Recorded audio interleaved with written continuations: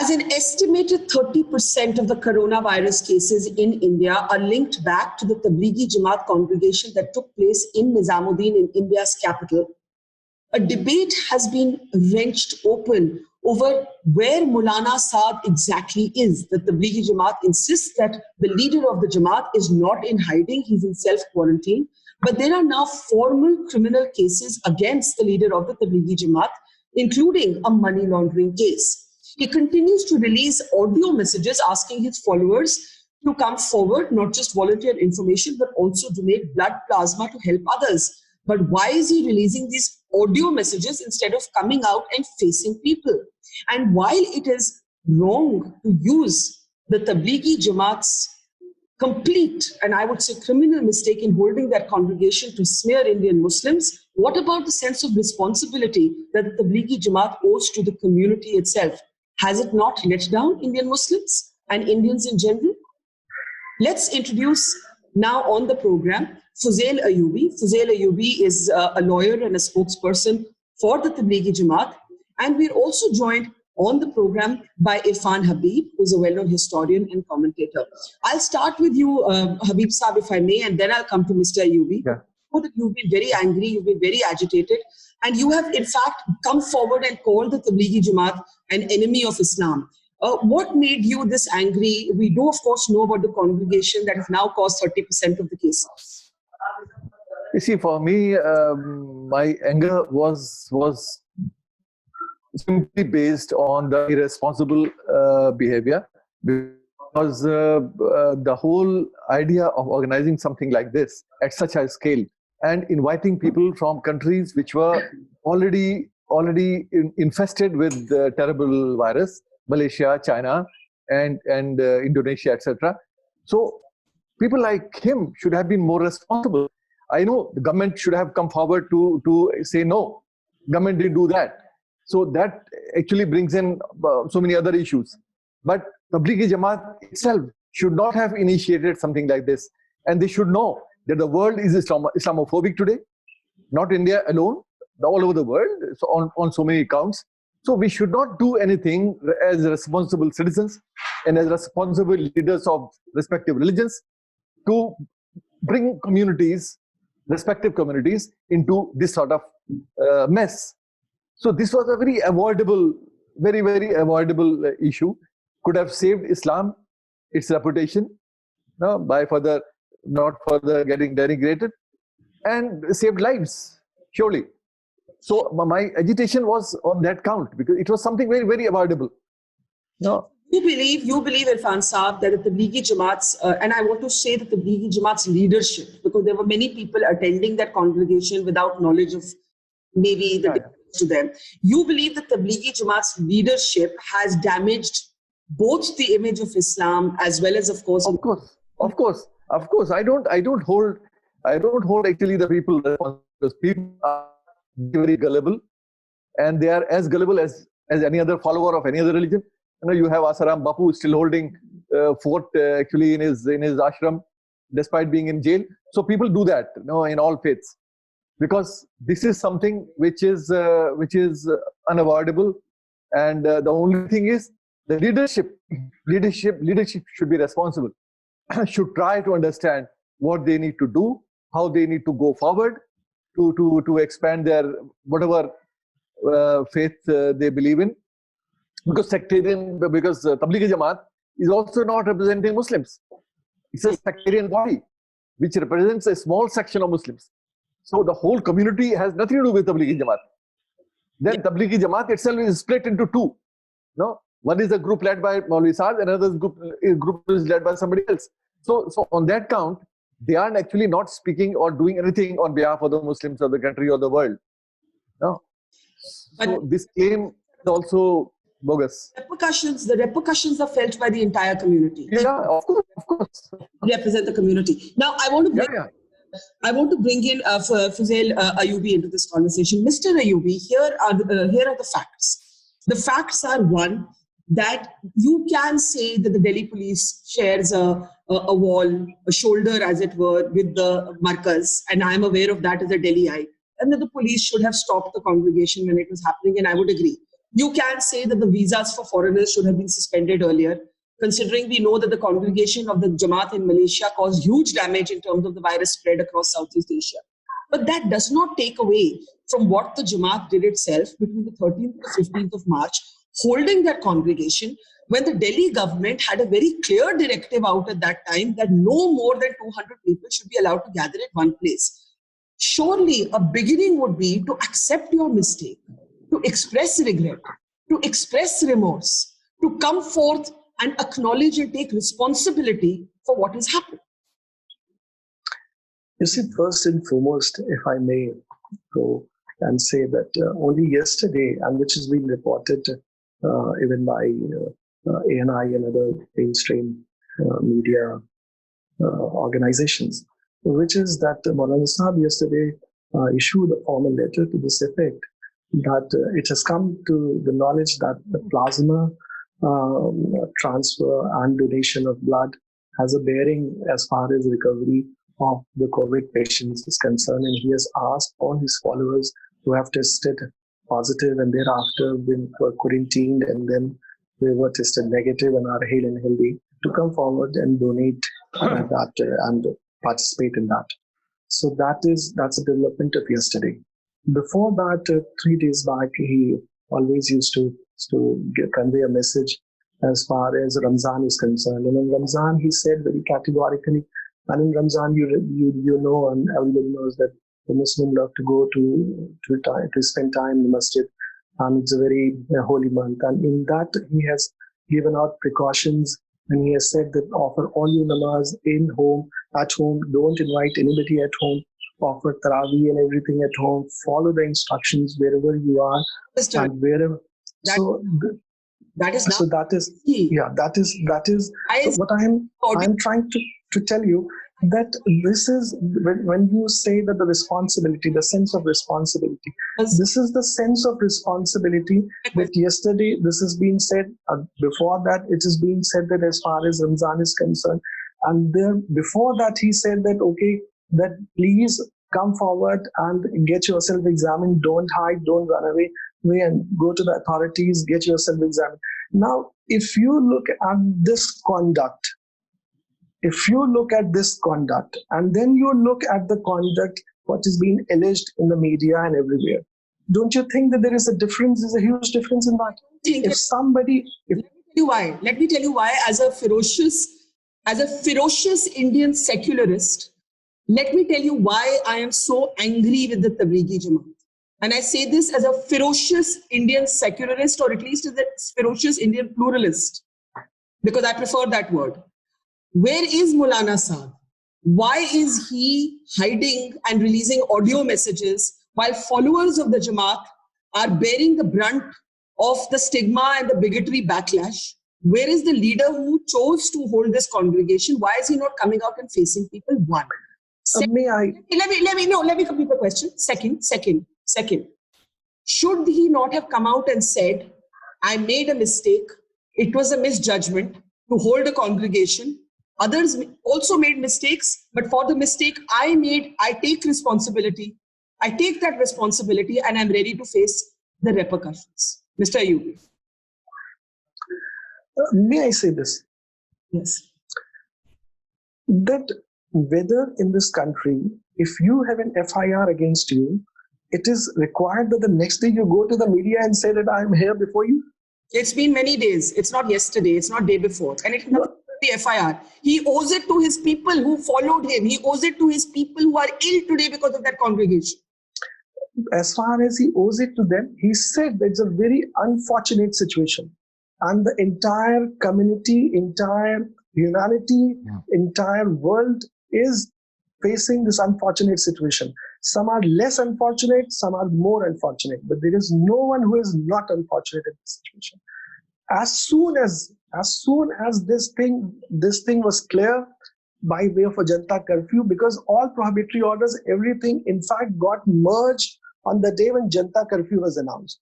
As soon as the Janata curfew was announced, thereafter the entire proceedings and everything was discontinued on 23rd morning. There is a letter, and thereafter what we did, that whoever was there was asked to leave. And then Mr. Yubi, I am aware of these, and I want to bring in Irfan Habib in just a second. I am aware of this, but for our viewers who are not, this is the sequence of events. The congregation at the Markaz takes place between the 13th and the 15th of March. By this time, the Delhi government has a directive that no more than 200 people should be allowed to gather. No. 1 minute. We can ask and we have asked, police ne kyun nahi roka? Kyun nahi roka? No. Continue to ask that. But you were aware of a Delhi government directive by then. Secondly, it is common sense कि आप हजारों की तादाद में लोग उस समय ना इकट्ठा करिए. Thirdly, there is a sermon which we have all heard where people can be heard खांसी कर रहे हैं वो in the background, they are coughing. And the Maulana is saying that if you have to die, there is no better place than a masjid to come and die. Now, I want you to think about these 3 points while I get Mr. Irfan Habib in. Mr. Habib, you have heard the representative of the Jamaat. What would you say to him? I just want to what Yubi just said, that Tablighi Jamaat is behaving responsibly, and their leaders are asking people to cooperate and all that. I'm not talking of the responsibility now. I'm talking of the responsibility at the time of the congregation, whether it should have been organized at all, or now you have put the country in a mess. You have put the community in the mess. Tablighi Jamaat itself is in a mess. So now there is no option left. You have to. The point is, the whole thing should not have been organized at all. They should have been responsible. They should have known that so many thousand people in one place at a time like this should have been avoided. And that also inviting people from China, from Malaysia, I just don't believe how can any responsible person do that? Because Islam doesn't allow you to put the believer's life in danger, even if you go by Islam. No? On that count also it was wrong. As a scholar, he shouldn't have done it. I'm a lay person. I'm not a great scholar of Islam. But he, being a scholar of Islam, who talks on behalf of Islam, should have known that Islam prohibits putting the believer's life. So that on that count, the whole thing should have been avoided. At the most, you could have invited people from India, 1,000, 2,000 people. Okay, if you had to do it. But nobody from outside. Because corona is imported into India. It was not Indian problem. No? So when people came with disease, obviously it led to huge problems all over. So let me get Mr. Ayubi in this. Mr. Ayubi, you talk about now, the responsibility you're taking now. Irfan Habib Saab says, पहले क्यों नहीं भूल आपकी responsibility, आपने ये जिम्मेदारी दिखाई. सवाल 1. मेरा सवाल अभी भी यही है कि ये जो एक तो मौलाना साहब है कहाँ? Why are we not seeing him? Why are we only hearing from them in these proxy audio messages? Question 1. Question 2, I know what happened after the 23rd, that you all went to the local police station. At that time, you said you need to get foreigners out.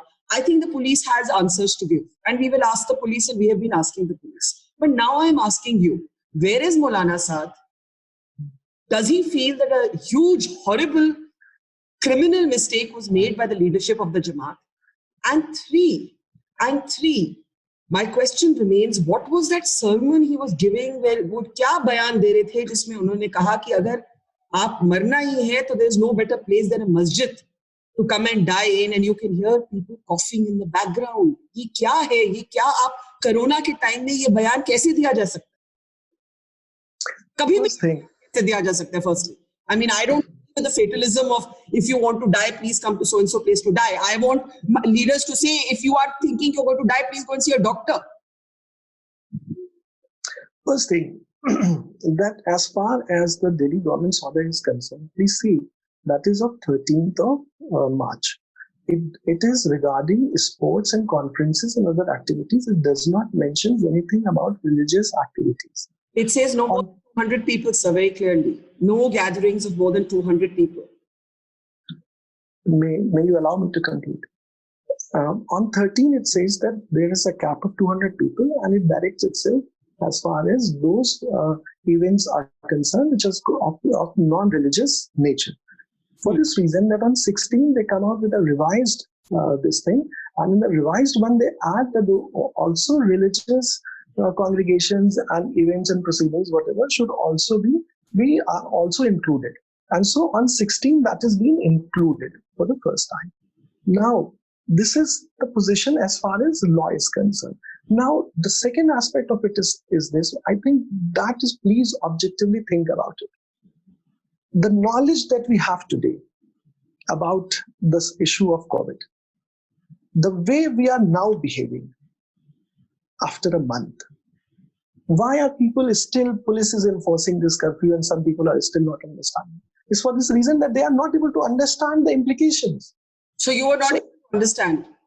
But by nobody, February, may I say this? May I say that by February, I read in the New York Times that the congregation of the Tablighi Jamaat that took place in Malaysia spread the virus across 6 Southeast Asian countries. Your congregation took place on the 13th of March, inviting people from these COVID-impacted countries. Was it not common sense to not have these people at the congregation? If you were calling people from within India, I could still understand that you didn't understand the full import. Mr. Habib, you want to add to that? And then we'll get Mr. Ayubi to respond. Let Mr. Habib just add to that. Irfan sir. What you just said, the leadership of the Tablighi Jamaat must have been aware of what happened in Malaysia. I don't believe the people who came there, because nobody gets information from outside the world.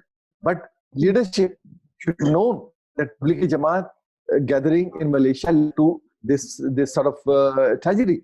So on that count, again responsibility comes. If you had known what has happened in Malaysia, all the more reason for you to actually keep away. Yeah. No? And you didn't. No? May I answer? Mr. Ayubi, yes. You see, please record it, and I say it with complete responsibility, is on record, that there was no invitation given to anybody in Feb, January or March to come. It was given earlier, but it should have been withdrawn.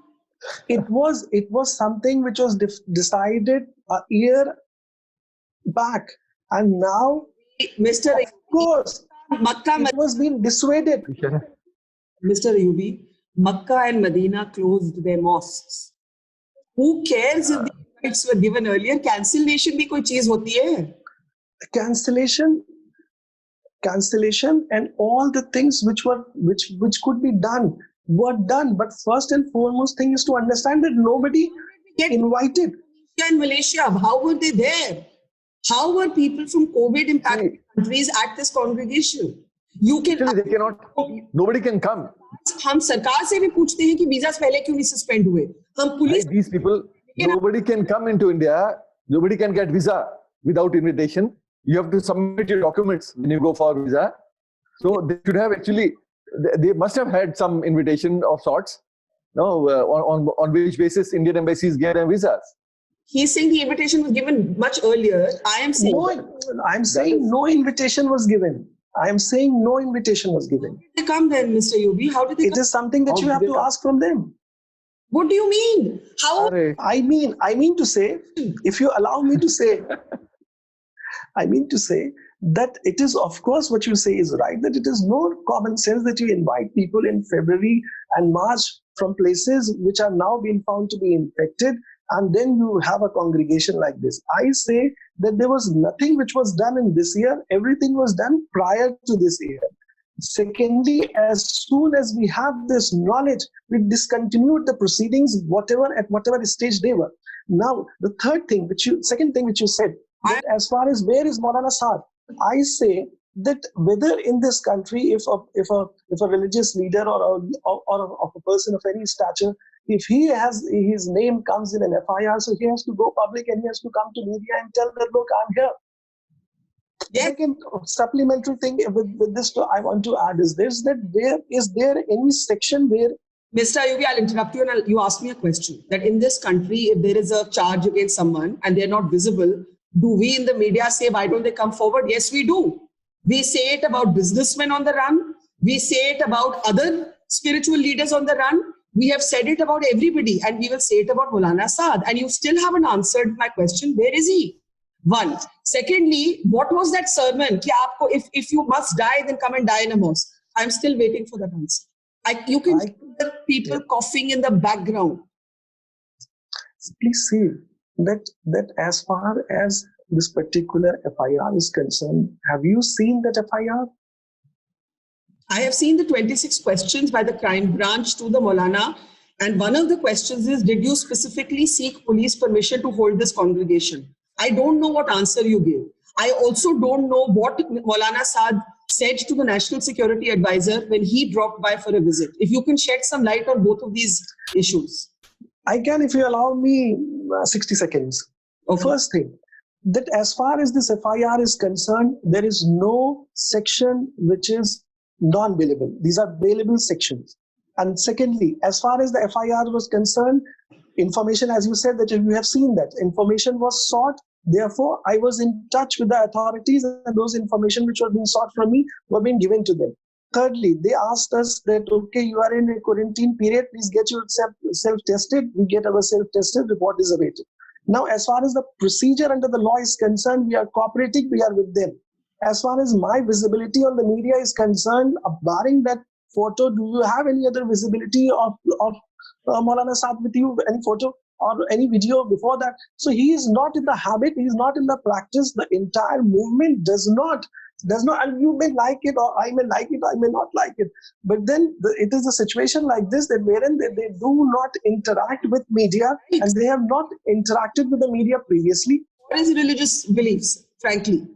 When he believes that his visual should be on video, right now, this is, I mean, Irfan Sahab, I'll let you respond to this. You see what Mr. Ayubi is saying right now. You see, I know that Tablighi Jamaat claims to be apolitical.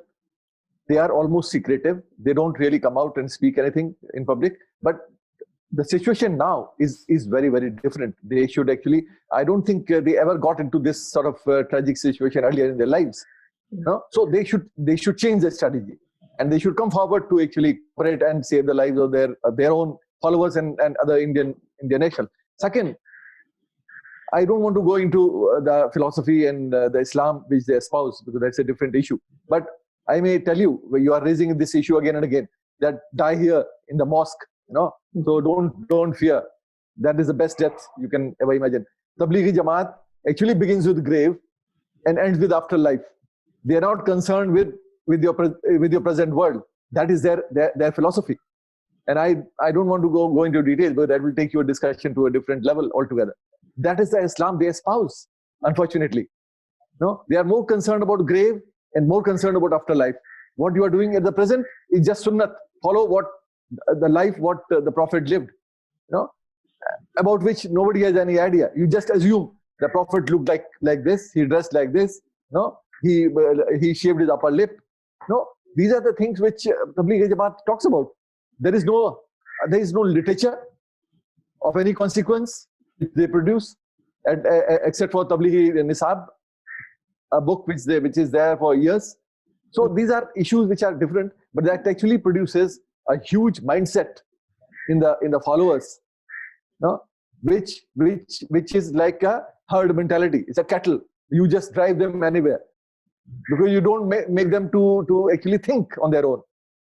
No, and this is not just Tablighi Jamaat. There are so many other organizations like this doing all over the world, where they don't allow their people to think, because then the control, the grip over the people actually disappears. Yeah. Mr. Ayubi, I'm going to be very sharp in my questions. I'd appreciate specific answers. Is Maulana Saad not coming forth to talking to people because you don't believe in putting his face on camera? Is that the reason? What is the reason? Yes, he will. And that is what I was saying. That there are 4 councils that he has appointed so far as this case is concerned. I am one of them. So you will speak on his behalf. He will not face the people. You will face the people. If you have the question and the answer as well, then I don't have much to say.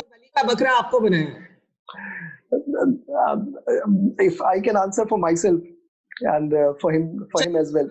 दूसरा सवाल, वो जो पहला सवाल ही आपने पूरा ही नहीं होने दिया ना. पहला सवाल तो होने दीजिए आप. Speak for him. He will not come and speak on camera because your religious belief doesn't allow that. You have answered that. My second question, I don't think that's okay. I think for what he has done, he needs to come forward and talk to at least the people who follow him, and not through these secretive audio messages. But you have taken a position on that. I don't agree with it. My second question. What was that sermon asking people to come and die in the mosque? See, that is, and what is the letter that he wrote yesterday to the people to donate plasma? And what do you say on that? That it's belated wisdom, and I wish he had said on the first day from the mosque, कि please doctor पे जाइए, अगर खांसी है तो corona का test कराइए. If he didn't know about corona, then to doctor को मिल के आइए. That's what I wish he would say. Please, that is what I am saying. If you have a duty to take care and you know what you have to take care, only then you will take care. And you can't be responsible for something negligent if you don't know what you have to take care. The world over, the country is one of the most advanced. They were not able to calculate this. They were not able to come to terms with this pandemic.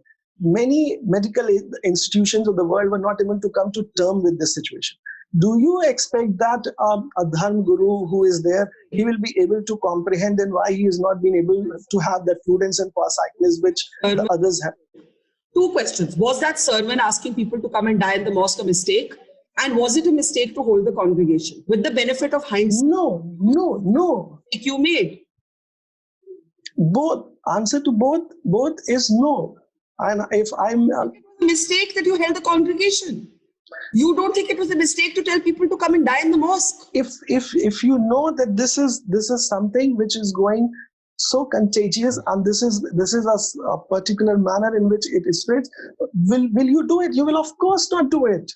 That's what he has said as far as social distancing and everything was concerned in the very first press release, which was on the very first press release. Saying we made a mistake. We did not have enough knowledge of this pandemic. We made a grave mistake. Surely we should be hearing. See, it's if you say who has suffered the most in this? Who has suffered the most? These people who were in the Jamaat, they suffered a lot. They are still in quarantine in Delhi. 14 days have passed, 21 days have passed, they are still in quarantine. They were being searched and found out in every state of this country. The foreigners who came in Jamaat are in jail. There are FIRs filed against them and their passports are being confiscated. Who has suffered most in this? It is his followers who have suffered the most in this. Why he owes this to his people? Let me bring it. Mr. Habib. Because whatever Ayubi Saab is saying, it's all of him. No, what we are saying again and again. We should have been more responsible. We should have known the consequences. If you say that people didn't know about corona, all that is like we all know that it's a new disease. So obviously we didn't know. Yes. Many of us didn't know. But the point is that there were news items. So many papers were writing about corona and the hazards all over the world. No, if not in India, in Malaysia, in China, in Indonesia, in other parts of the world. It has reached Europe also, Italy. So all that we were reading in the papers. So if you read in the papers and you read the consequences of this coronavirus, then that should have alerted you. That's what we are saying. And the only thing which, Barkha, you have raised again and again is come forward and say, sorry, we shouldn't have done it. There is something wrong, we have done it. That is a modesty. That is a minimum he can do to the country and to the people, to his own followers. At least this much they owe. The suffering, I understand. They are suffering. There are other people also suffering of them, because what happened in Delhi actually has led to the surge, for which partly they are also responsible. Not that wholly they are responsible, but the point is they have the life of Muslims generally in peril, and they have put actually Islam in disgrace. And the sort of atmosphere world over. People look for opportunity to just abuse. So avoid it. Should have avoided it very, very easily. Mr. Yogi, important point. Yeah. May I just... one thing is that I feel like you have betrayed Indian Muslims who do not even follow you. Not that they are answerable for decisions that the Jamaat takes. I feel I'm very clear on this. I'm very clear on this that Muslims cannot be smeared and slandered. The kind of language we've seen used by certain trolls is hideous. This cannot become an excuse for politics. We are not in the Hindu-Muslim issue of this, but you have endangered lives. When I say you, I mean the management of the Jamaat, including your followers. You have endangered the lives of your own followers. And I want to hear you at least express the realization of that. No, see, you at least hear me. The first thing is that you are talking about the consequences and the fallout. That these are the consequences, these are the fallout, you have disgraced them. You are not looking and objectively seeing the reasons why this happened. I don't know why. And everybody around the media and the entire world is about the consequences. Why don't you see why are the reasons? What are the reasons? Now, let me, if I can have my 30 seconds, is that when the Janata curfew took place on 22nd, that was the day the entire country's in everything merged into that, in the sense that all prohibitory orders, precautions and everything was made known to each and every person of this country. On 22nd, when Janata curfew took place, so people realized that yes, this is something so serious that the entire country for the first time in its history was closing down. Thereafter, immediately thereafter, no, please allow me. Immediately on 23rd, it is on record that we said that we have discontinued everything as soon as we got to know that yes, this is it. Okay. Thereafter, every day, police and the local authorities visited Markaz. Every cooperation was being extended. There were no proceedings thereafter on 23rd. There was a complete cooperation. Now, second question that you have, that as far as that particular sermon is concerned, you have to see, and I think that you are the best person to appreciate that in the entire conversation, if you pick out one sentence and you play that one sentence and you say that this is the sentence, is it fair to do that? If you look at the very next, in the very next 3 minutes of that audio, he says that if a situation wherein requires you should cooperate with the authorities and present yourself a medical checkup and medical aid should be taken at the earliest. He says in the same audio. But this is a view that if he says, or for the purpose of any religious leader says that I will be the best person if I am a Christian, I want to die in a church in peace. Or if I will be the best person who dies in a mandir in peace, I will be the best person who will die in a masjid in peace. This is it. एक बात बोलूं sir, ये मंदिर होता, ये church होता, ये गुरुद्वारा होता, या ये मस्जिद होती, if this was said, I'd have the same objection. I think that my work speaks enough to not brand me Islamophobic. If anything, I am often accused of being a sort of minority apologist by the right wing. So you know whom you're talking to. My politics are very plural. This has nothing to do with targeting Islam. This, in fact, is to do with being angry that Islam is being targeted and people who have nothing to do with the Jamaat today are having to answer because of what has happened. Now, I have a final question to you and then I'll give the last word to Irfan Habib. The National Security Advisor met with Maulana Saad. Can you tell us a little bit about why that meeting came to be and what was discussed in that meeting? And may I know how you know that he met him? It is in public domain. Are you denying it? If that information is wrong, please correct us. See, this is something which is in the media, and everything in the media, we are not responding to everything in the media. We are only responding to the facts as to what has taken place. There was a photo. There was a photograph. Yeah. No, there is no photograph, sir. I saw in the press. I think it was the I saw in the press somewhere. No, sir. There is no photograph. Please check and confirm. Are you saying the meeting didn't take place? Of course, I'm saying that there is no such meeting which has taken place at the Markaz. No. Did the National Security Advisor reach out to Maulana Saad and have a conversation at the Markaz or somewhere else? Oh, I think you can. Then in that case, you can ask the NSA. Why are you asking me? He will give you a clear. Who's denied it? The NSA has not denied it. Many media reports came. The NSA didn't issue any statement saying it was untrue. So I think we leave it at that. Sir, did it happen or not, the meeting? I say that we leave it at that. If you ask him, because this is, as far as we are concerned, no. As far as we are concerned, there is no such meeting. No conversation? Did a conversation? Yes, as far as we, of course. No. Did a conversation take place between the NSA and the Maulana? That is something that you can't say that whether there was a conversation or there is a meeting. I'm saying there was nothing like this. There is nothing like this. You can take this. There's nothing like this. बात नहीं हुई, मुलाकात नहीं हुई, बात भी नहीं हुई. Of course. You are denying flatly any contact between the NSA and the Maulana. I'm saying something that this is absolutely not in my knowledge. This is in public domain. This is in the media. It's not the same as hui ki nahi hui. Pardon me? Not in your knowledge is not the same as it didn't take place. Yes. I'm saying that as far as we are concerned, it is not in my knowledge that has taken place. But as far as media is concerned, we are of course saying that everything in media, we are not denying, we are not replying, even we are not replied to what Irfan Saab has said or what you have said. I am confining myself only as to the reasons and as to the facts of the case involved. Ring charge. Mr. Ayubi, very quickly, I'm out of time, and then Irfan Habib has to get the last word. Two short questions. There's a charge of money laundering now against the Tablighi Jamaat. How do you respond to that? And secondly, of the questions asked of you, one was, did you take police permission required for the congregation? These two questions. The first thing, as like the NSA, this is also in the media that money laundering case has been registered. We have got no notice, no information, no communication from the authorities. Secondly, as far as that particular thing is concerned, that as police information is concerned, if you organize something in the mosque, there is no need for a police permission. It is being done for almost 100 years. The police is there, as you have yourself have said, you have visited it.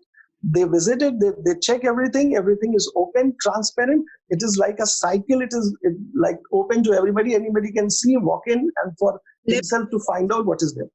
Let me give the last word to Mr. Irfan Habib. So you heard Mr. Ayubi at length, and we have gone round and round in circles on some points. Of course, it is true that the police has to explain कि बिल्कुल साथ में खड़े होके कैसे होने दी congregation. Of course, it is true that with the benefit of hindsight, we can say visas pehle kyun nahi suspend हुए. But it remains equally true that I have not yet heard one statement from the Tablighi Jamaat that comes out and says, हमसे बहुत भारी गलती हुई. And in the process, you have Muslims across India who, for this. I'm exactly concerned exactly on the same ground as you have raised. I'm not concerned about whether permission was given or taken or whatever, or police, or whether it was at all required or not. That's a different issue. The point is, after all this, what has happened? Now, Ayub Saab says that Maulana Saad remains in hiding. He never comes into public and all that. That's okay. But today, in such a situation where the whole community, faith of which he is a great exponent, his faith is in danger of being denigrated on so many, like people are abusing, how things are happening on the social media and elsewhere.